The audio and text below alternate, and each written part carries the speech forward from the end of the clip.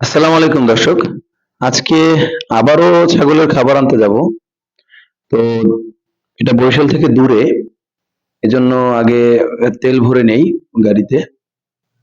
তো দর্শক, যেতে যেতে বলি কোথায় যাব। বাংলাদেশের অধিকাংশ নদীর নামই সুন্দর দর্শক। পদ্মা, মেঘনা, যমুনা, ব্রহ্মপুত্র, কুশিয়ারা। তো এইরকম একটা সুন্দর নদীর তীরে গড়ে উঠেছে পেয়ারার নগরী, শীতলপাটির নগরী। তো দর্শক, আপনারা অনেকেই আন্দাজ করতে পারছেন যে আমি কোন শহরে যাচ্ছি। এটা আমাদের বরিশাল থেকে 18 কিলোমিটার দূরে ঝালকাঠিতে যাচ্ছি। এটা একটা বন্দর নগরী। তো দর্শক, এখানে আমার ছাগলের একটা খাবার, যেটা আমি সাইলেজের সাথে মিশিয়ে খাওয়াই, আহ, এখান থেকে আনি। কারণ এখানে আমার বন্ধুর একটা ময়দার ফ্যাক্টরি আছে, ওই ফ্যাক্টরি থেকে আমি খাবারটা আনি। তো অনেকে প্রশ্ন করতে পারেন, আরে বেটা, বরিশাল সিটি কর্পোরেশন এত বড় শহর, তুমি যাও ঝালকাঠিতে। হ্যাঁ, আমি ঝালকাঠিতে যাই এই কারণে দর্শক, এখানে যে প্রোডাক্টটা আমি আনি এইটা যথেষ্ট ভালো কোয়ালিটির এবং দামেও বরিশালের থেকে সস্তা। তো দর্শক, আমি যে খাবারটা আনি এই খাবারটার নাম হলো লাল ধুলা। হ্যাঁ দর্শক, ঠিকই শুনেছেন, এটা একটা ধুলা। আহ অনেকে তেনায় পেঁচাইবেন এখন যে ধুলা কেন, ধুলা কেন খাওয়ান অমুক সমুক। হ্যাঁ ভাই, ধুলোই আমি খাওয়াই। কারণ আমার এই ছাদের যে ছাগলগুলো আছে, এই ছাগলগুলো ছোটবেলা থেকে ধুলোই খায়। ধুলোই ওদের কাছে মনে হয় যে এগুলো স্বর্ণ, ওরা সোনা খাচ্ছে। তো যাই হোক ভিউয়ার্স, এই ধুলোটা আসলে আহ, ময়দার মিলে গম থেকে যেমন ময়দা হয়, এর পাশাপাশি আরো অনেকগুলো প্রোডাক্ট বাহির হয় এর পাশাপাশি। যেমন কিছু বের হয় আহ, গমের ছাবা, কিছু বের হয় ভুসি মোটাটা, তারপরে চিকন ভুসি বের হয়, ধুলো বের হয়, লাল ধুলো এবং কালো ধুলো। তো ভিউয়ার্স, আমরা বলতে বলতে চলে আসছি এই যে আমার বন্ধুর ফ্যাক্টরির অফিসে। এখানে ওর বাবাও আছেন। তো এখানে আমি টাকা দিব।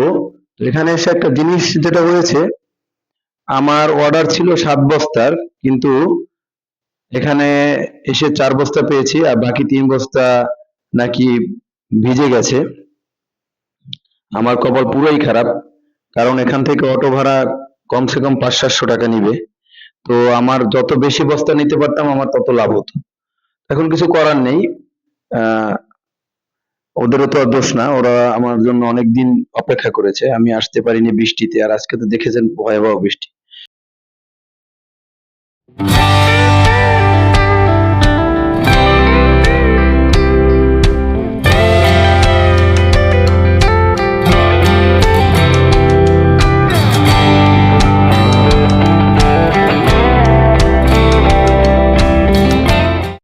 আমরা ময়দা ফ্যাক্টরিতে আসলাম, শরীফ ফ্লাওয়ার অ্যান্ড ফুড ইন্ডাস্ট্রিজ, এইটা হলো ওদের ময়দার মিলটা।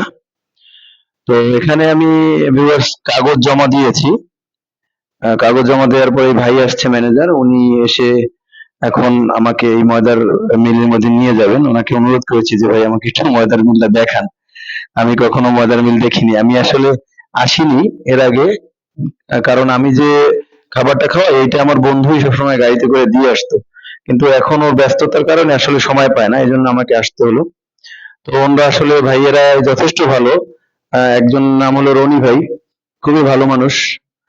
উনি বলল যে চলেন আজকে আপনাদের লাল ধুলাটা দেখাই কিভাবে কি ই করেন। তো দর্শক, আপনারা দেখেন এবার। আমি হাতে নিয়ে আপনাদেরকে দেখাচ্ছি যে এইটা হলো আসলে লাল ধুলা। এটা গমও আছে এটার ভিতরে আপনারা খেয়াল করলে দেখবেন যে গমও আছে। এবং এই যে ডাস্ট এবং এই ফ্লোর দিয়ে ওরা এটা ঝাড়ু দেয়, ঝাড়ু দিয়ে এটা বস্তা ভরে। হ্যাঁ, এটার ভিতরে ময়দাও আছে, তারপরে ভুসিও আছে, কিছু গম আছে, আবার ধুলাও আছে। তো ভিউয়ার্স, এগুলো সাধারণত মাছের খাবার, মাছে খায় এগুলো। আমি যখন প্রথম ছাগল পালন শুরু করি, ছাদে। তার আগে থেকেই আমি শুধু চিন্তা করতাম, প্রায় বছরখানেক আগে চিন্তা করতাম আসলে কিভাবে এই খরচ কমানো যায়।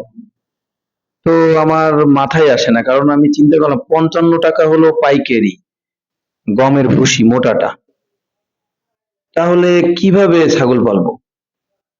তাহলে তো সম্ভব না। তারপরে এগুলো করতে করতে একদিন আমার এই বন্ধুর সাথে আলাপ করলাম, তো ও বললো যে এরকম আমার ফ্যাক্টরির কিছু ধুলা এগুলো গরুতেও খায়, তুই একবার ট্রাই করে দেখবি নাকি? তো ওর কথা অনুযায়ী আমি ট্রাই করে দেখলাম। তা মাশাল্লাহ এখন তো বেশ ভালোই ওরা খাচ্ছে। তো ভিউয়ার্স, আমি একটা অটো ঠিক করে নিয়ে আসছি। 550 টাকা ও চেয়েছে। তো বলছে ভাইয়া কিছু বাড়িয়ে দিয়েন। আমি বলছি আচ্ছা ঠিক আছে চলো, তো দেখা যাবে। আমি অটোওয়ালাকে বুঝিয়ে দিচ্ছি যে উনি কোন পথ দিয়ে যাবে। আর ওনরা এই যে শ্রমিক ভাই যে উঠিয়ে দিল, ওনাকে আমি ওঠানো বাবদ 100 টাকা দিয়েছি। তো ভিউয়ার্স, আমি হিসাব করে দেখলাম আমার এখান থেকে পার বস্তা বরিশাল পর্যন্ত পৌঁছাইতে 900 টাকার মতো পড়বে। তো 35 কেজির বস্তা, তাতে 25-26 টাকা পড়ে। ভিউয়ার্স, তাতেও আমার লাভ। আরো বেশি পরিমাণ নিতে পারলে আমার আরো ভালো হতো, কারণ আপনারা জানেন যে মোটা ভুসিটা ওরা খুচরা 60 টাকা করে বিক্রি করে, কখনো 63 টাকাও করে। আর 50 কেজির বস্তা পাইকারি ওরা 55 টাকা করে বিক্রি করে।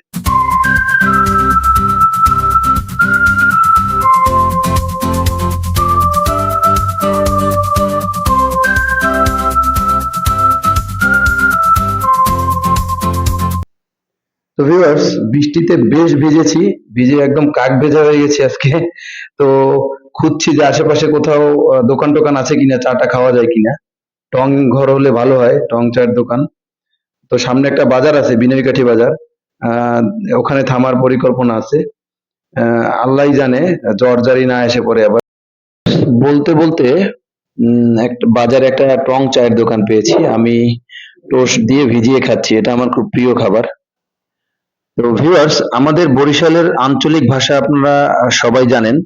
আমি আঞ্চলিকতা পরিহার করি না, কিন্তু আমার টোন, ভয়েস কিন্তু ওই আঞ্চলিকতার টান আছে।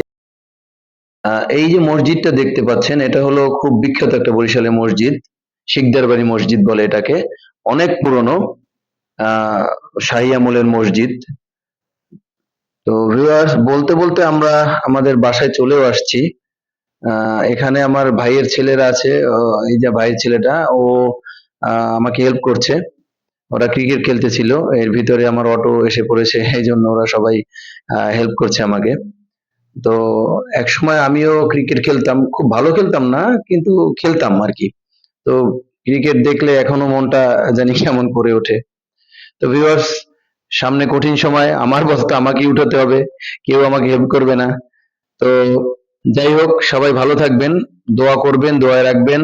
আসসালামু আলাইকুম ওয়া রাহমাতুল্লাহি ওয়া বারাকাতুহু।